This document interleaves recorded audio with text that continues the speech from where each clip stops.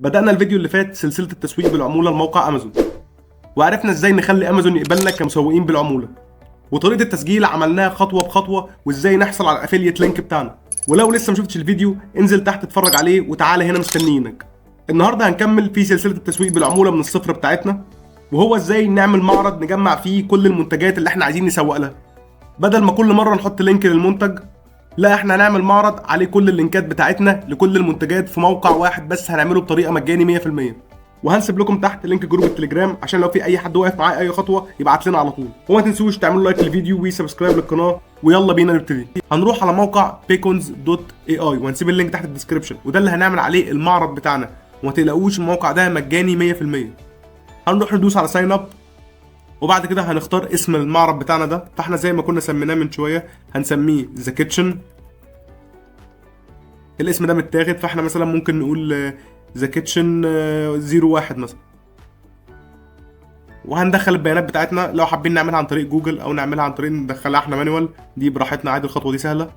هيجي هنا هيسالنا ان احنا ندخل اي اكونت من الاكونتات بتاعتنا عشان نربطه بالموقع ده. فاحنا مثلا دي ممكن نختار اي حاجه، فانا مثلا على اليوتيوب فانا هحط مثلا لينك القناه. انت برضو ممكن تحط اكونت الفيسبوك، اكونت التيك توك بتاعك، اكونت الانستجرام. الخطوه دي سهله يعني. بعد كده هنوصل للخطوه دي، هو دلوقتي هيجيب لك الصوره بتاعت الاكونت بتاعك لو على الانستجرام او على التيك توك او على اليوتيوب ايا كان. فاحنا عايزين نعمل لوجو خاص بينا احنا للمنتج اللي احنا هنسوقه او للنيتش بتاعنا اللي هو المطبخ عموما. فده هنعمله دلوقتي بطريقه بسيطه. هنروح نطير على موقع كانفا وهنكتب في السيرش لوجوز، وممكن نكتب مثلا كيتشن عشان يدينا حاجات كتير عن طريق الكيتشن وحاجات المطبخ وكده. هننزل هنلاقي لوجوهات كتيره جدا، هنختار اللوجو اللي احنا عايزينه ونعدل عليه زي ما احنا عايزين. فاحنا مثلا ممكن نيجي اللي على الشمال ده عشان يعني ننجز في الوقت، وهنقول له كاستمايز التمبلت دي. وبعد كده هنروح نعدل عليها، يعني مثلا هنغير الكلام اللي موجود ده وهنحط الاسم بتاعنا اللي هو ذا كيتشن. وبعد كده هننزل تحت مكان الكلام ده وهنكتب مثلا حاجه تعبر مثلا زي مثلا ايه، كل اللي انت عايزه هتلاقيه موجود، مثلا all you need is available مثلا بالشكل ده. وبعد كده هنعدل اي تعديل احنا عايزين نعمله. فاحنا مثلا ممكن اللون ده مثلا نخليه اي لون تاني، مثلا لون الصوره دي ممكن نغير الصوره دي خالص عن طريق الشمال elements. ولو جينا هنا كتبنا مثلا كيتشن هيظهر لنا حاجات كتيره جدا، ممكن نختار اي حاجه فيهم احنا عايزينها نحطها مثلا بالشكل ده ونصغرها نكبرها دي براحتنا. فاللوجو ده انت ممكن تبدع فيه براحتك، بس احنا عشان انجازا للوقت يعني. وبرضه هنيجي مثلا على الكلام اللي تحت ده وهنلونه، نخليه مثلا اورنج. وبرضو الكلام ده اللي تحتيه هنخليه برضو اورنج. يعني طبعا احنا بنعمله بسرعة كده، بس انت ممكن تقعد تبدع وتطلع احسن تصميم يعني. المهم يعني ده شكل عام كده مبدئي كويس. هنقع دايسين فوق على شير، بعد كده هنروح ندوس على داونلود وهنختارها انها تكون بي ان جي زي ما هي موجودة كده. بعد كده هنروح ندوس على داونلود. بعد كده هنرجع تاني على موقع beacons.ai وهنعمل ابلود للصورة بتاعتنا اللي احنا لسه عاملين لها داونلود دلوقتي من على كانفا. طبعا يعني ممكن حد يشوف ان اللوجو ده شكله مش حلو قوي، فانت بقى ممكن تقعد تبدع براحتك لحد ما تعمل اللوجو اللي انت عايزه في الاخر يعني. فهنعمل زوم كده لحد ما نخليه مناسب كده بالشكل ده. وبعد كده هنروح ندوس على اكسبت. ده شكل اللوجو بعد التعديل. بعد كده هنقول تحت لوكس جود. طبعا احنا هنا ربطناه بقناه اليوتيوب بتاعنا، بس ده عشان انجازا للوقت. لكن طبعا المفروض الصح ان احنا نربطه بالبيج بتاعتنا اللي هنسوق عليها، سواء اكونت التيك توك او اكونت الانستجرام اللي احنا هنعمله، وهنسميه ذا كيتشن اللي هنسوق عليه. بس احنا هنا بس يعني ايه عملناها بالخطوه دي بسرعه عشان ما تطولش الوقت. لكن طبعا لما تيجي تربطها مش هتربطها باكونت الفيسبوك بتاعك، انما هتربطها بالاكونت بتاع الاكونت اللي انت هتعمل عليه اصلا، اللي هو هنسميه على الانستجرام اكونت جديد هنسميه ذا كيتشن، او على التيك توك هنسميه ذا كيتشن ايا كان. وبعد كده هيقول لنا خلاص احنا كده عملنا المعرض بتاعنا بمنتهى السهوله بطريقه بسيطه جدا. طيب دلوقتي احنا عشان نعرف نضيف المنتج بتاعنا هنضيفه ازاي؟ هنيجي هنا على الشمال وهندوس على لينكس ان بايو. بعد كده هندوس على اد لينك وهنرجع على امازون. اللينك اللي احنا كنا شايفينه دلوقتي اللي هو اللينك الخاص بكل منتج، هناخد اللينك ده كوبي. بعد كده هنرجع تاني وهنعمله هنا بيست وهنقول له اد. بعد عملنا له اد هيطلب فوق ان التايتل بتاعه ايه، فاحنا ممكن نجيب التايتل الاسم بتاع المنتج ده هنجيبه عادي من على الامازون زي ما احنا شايفينه كده زي ما هو بالظبط.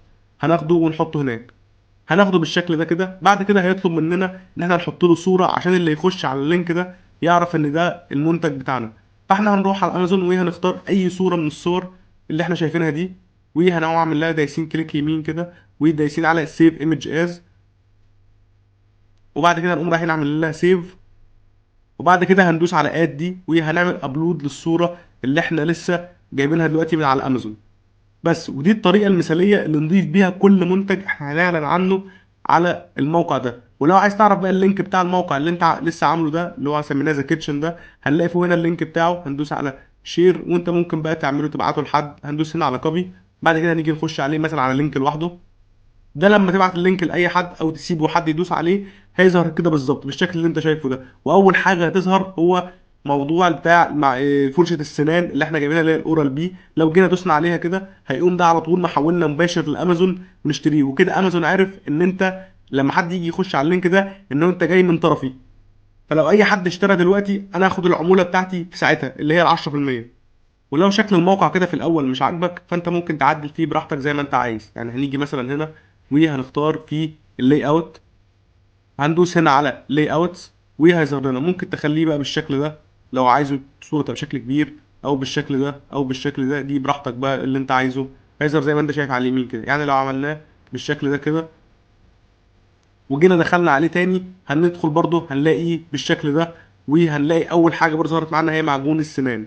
وده اللي هنعمله في كل المنتجات اللي هنسوق لها بالطريقه دي، ودي افضل طريقه عشان مجانيه 100%. دلوقتي بقى الخطوه الاهم، فن اختيار المنتج. هنختار انهي منتج نخليه معانا. هنيجي مثلا نخش على موقع امازون تاني وهندوس هنا على اول وهنختار سمارت هوم وهنختار حاجات الكيتشن، او كل واحد بقى يختار النيتش اللي هو عايزه. في ناس عايزه الكتب، في ناس عايزه الحاجات اللي هي حاجات العلاقه بالطبيه، في ناس عايزه الحاجات اللي تخص البشره وحاجات البنات وكده. فدي كل واحد يختار المنتج اللي هو عايزه يعني. وهنيجي نخش هنا على هوم اند كيتشن وهنختار هنا من على اليمين سورت باي، عايزين البيست سيلرز الاكتر حاجات اللي بتتباع. وهيظهر لنا منتجات كتيره جدا. هنبدا بقى نسوق للمنتجات دي، هنشوف ايه المنتج اللي هو يكون مناسب، ويستحسن يكون منتج ما يكونش غالي قوي. يعني مثلا يكون لحد $20 $25، انما اكتر من كده بيبقى كتير. يعني مثلا لو جينا عند بتاعت الكافي ميكر دي دوسنا عليها نلاقيها ب $20، ولو جينا هنا دوسنا على تكست هيظهر لنا اللينك اللي احنا هناخده وهنسوق له بالشكل اللي انتم شايفينه ده دلوقتي، هو اللينك ده. ودلوقتي عندنا الخطوه الاهم، هي ازاي بقى تسويق المنتج على شكل فيديوهات، وده اللي هنتكلم عليه. الاجابه على السؤال ده هتبقى في فيديو منفصل هينزل كمان يومين ان شاء الله، وهو ازاي نسوق للمنتج بتاعنا عن طريق السوشيال ميديا، عن طريق فيسبوك، انستجرام، يوتيوب شورتس وتيك توك. سواء ازاي نستخدم فيديوهات معاد استخدامها من غير ما يجيلنا حقوق طبع ونشر، او نخلق احنا فيديوهات عن طريق الذكاء الاصطناعي. وطرق تانية كتير للتسويق هنتكلم عليها في الفيديو اللي جاي ان شاء الله. ولو في اي خطوه النهارده واقفه معاك هنسيب تحت في الوصف لينك جروب التليجرام عشان تتواصل معانا. ولو لسه ما عملتش اشتراك انزل اشترك واعمل لايك للفيديو، وان شاء الله نشوفكم الفيديو اللي جاي.